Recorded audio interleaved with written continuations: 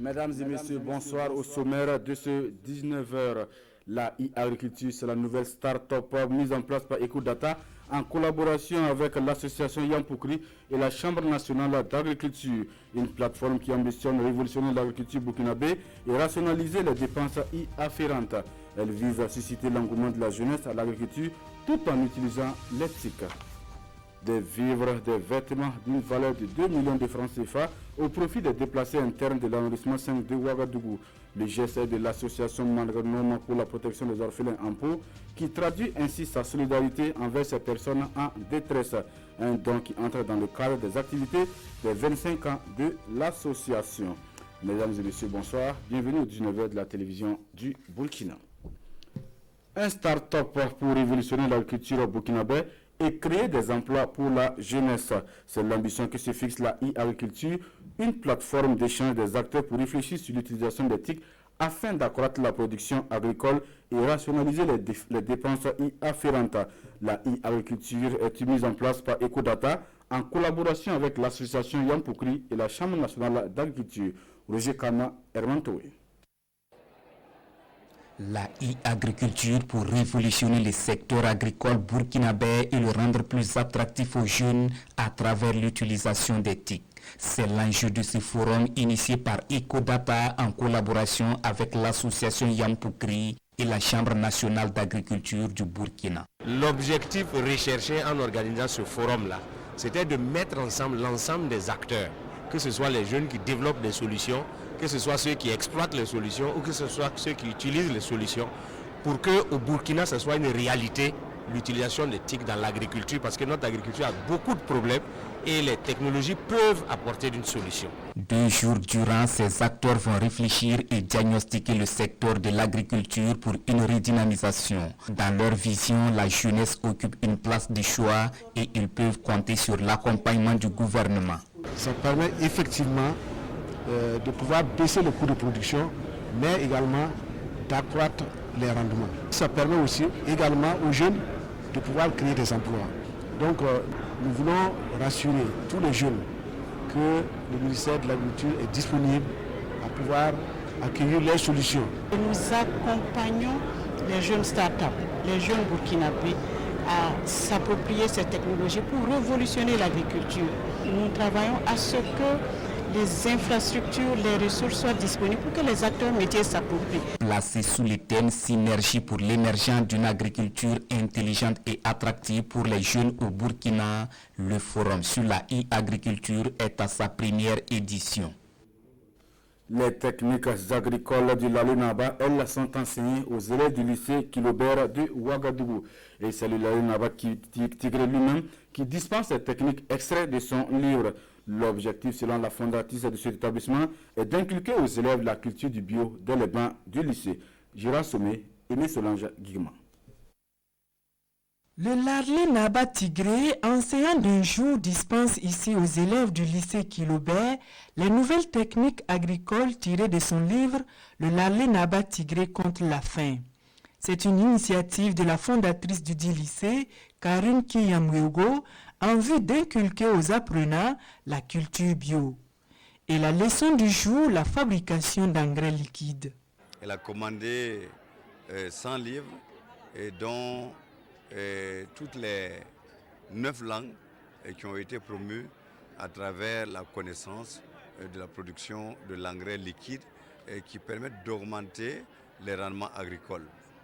Alors, cela dit, 80% des Burkinabés vivent de l'agriculture et c'est vraiment un devoir pour nous tous de leur apporter notre modeste contribution afin qu'ils puissent augmenter leur rendement agricole qui est bénéfique pour nous, les citadins, et aussi pour l'économie nationale. Cette journée de sensibilisation a également pour objectif de susciter des vocations. Tout ce qui est chimique vraiment impacte négativement notre santé, sur notre santé. Donc vraiment c'est dans le souci d'avoir une génération nombreuse et surtout en bonne santé et aussi qu'ils soient responsables dans leur milieu.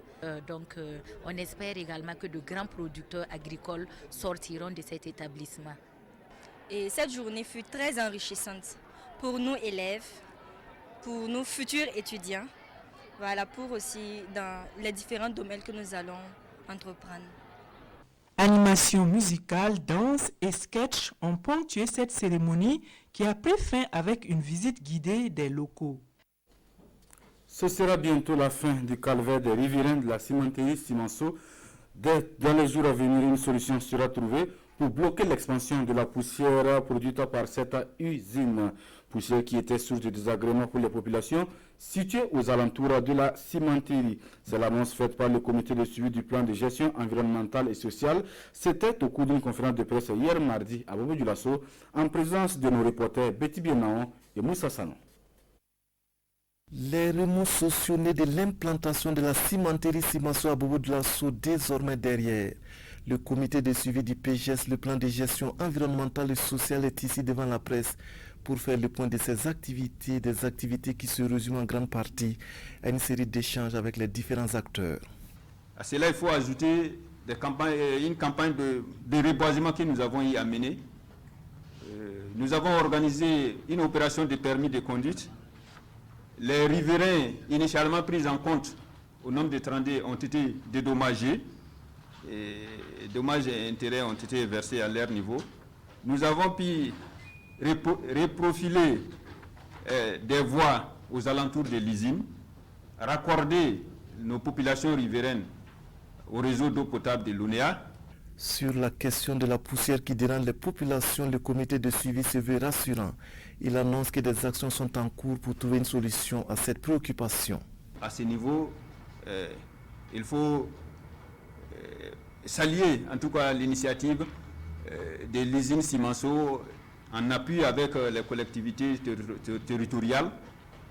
Souhaite les jours à venir, en tout cas mettre de la mélasse sur la voie justant vers la voie principale jusqu'au port sec et contribuer à faire du bétonnage au niveau du parking central et aux devantures. En attendant, le comité de suivi du PGS, le plan de gestion environnementale et sociale, exprime sa reconnaissance à tous les acteurs qui ont contribué à l'apaisement des tensions et à l'implantation de l'usine Simanso à Bobo-Dioulasso.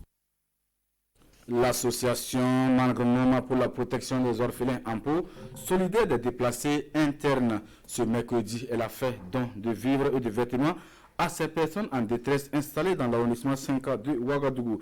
Un don reçu par le maire du arrondissement qui promet transmettre ses acquis des droits. Ce geste de Ampo s'inscrit dans le programme d'activité des 25 ans de l'association débuté samedi dernier. Paul David Bambara, Maïmouna Traoré. L'association Mangrenoma pour la protection des orphelins va au-delà de sa cible première. Elle vole ici au secours des déplacés internes. Ce don qui leur est destiné est composé d'une tonne et demie de riz et des vêtements d'une valeur de 2 millions de francs CFA.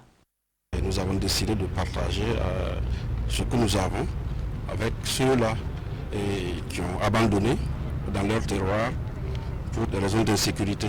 Une façon pour nous de contribuer, en tout cas, à alléger leur souffrance. Ce partage-là, c'est un quotidien au niveau des Ampo. À l'heure où je vous parle présentement, peut-être qu'il y a des déplacés qui sont alignés en face de l'infirmerie de Ampo qui ont besoin de soins. L'association a son siège dans l'arrondissement 5 de Ouagadougou. C'est donc à la mairie que le don est remis. Elle servira d'intermédiaire pour l'acheminer sur les 3 sites de déplacés qui l'abritent. Nous allons retourner avec ses responsables là, voir la réalité du terrain actuel, parce qu'un mois, il y a souvent évolution, il y a plus de monde ou il y a peu. Et on va veiller à ce que ces dons-là atteignent vraiment les déplacés. L'association Mangrenoma pour la protection des orphelins a ouvert ses portes en 1995. Depuis lors, elle œuvre pour donner le sourire aux personnes vulnérables en diversifiant ses actions dans les volets comme la santé, la formation pré-professionnelle, le soutien éducatif et économique. Un mot de cinéma dans ce journal-là. L'univers cinématographique burkinabé s'enrichit avec la sortie bientôt d'un nouveau film. Le chant des fusils, c'est le titre de ce film du jeune réalisateur Jean-Eliott Ilboudo. Ce long métrage de 2h30 minutes met en exergue la vulnérabilité des enfants et des femmes en situation de guerre.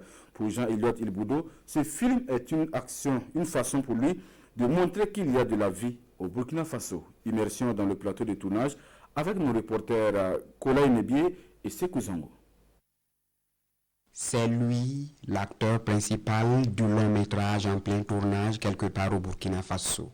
C'est l'histoire de Simon, devenu enfant soldat après avoir assisté à l'assassinat de ses géniteurs par des rebelles. Le chant des fusils est le titre de ce film, monté de toutes pièces par Jean-Eliott Ilboudo pour montrer la résilience des peuples face à l'adversité. L'histoire de ce film, c'est pour démontrer qu'en Afrique, nous avons des forces de sécurité qui sont prêtes à arrêter les bandits. Et dans notre pays, je pense que nous avons une sécurité, et nous avons une armée, nous avons un gouvernement qui travaille pour que nous puissions établir ces choses-là. La situation vulnérable des enfants et des femmes en période de guerre est le thème central du film Le chant des fusils. En plein tournage depuis le 6 janvier, le tout premier long métrage de Jean-Eliott Ilboudo connaît la participation de grandes figures du cinéma africain. En tant qu'Ivoirien, tourner au Burkina, c'est une joie. Parce que nos deux pays ont cette histoire des pays frères. Et pour toutes ces années que nous avons connues de crise, d'incompréhension, aujourd'hui me retrouver ici pendant un mois en train de tourner dans un film produit par des Burkinabés, en train de camper des rôles avec des acteurs burkinabés, pour moi, il y a un pan culturel qui est en train d'être ravivé. Avant, on confiait tout à l'armée. Aujourd'hui, ce n'est pas seulement l'armée qui doit faire la guerre.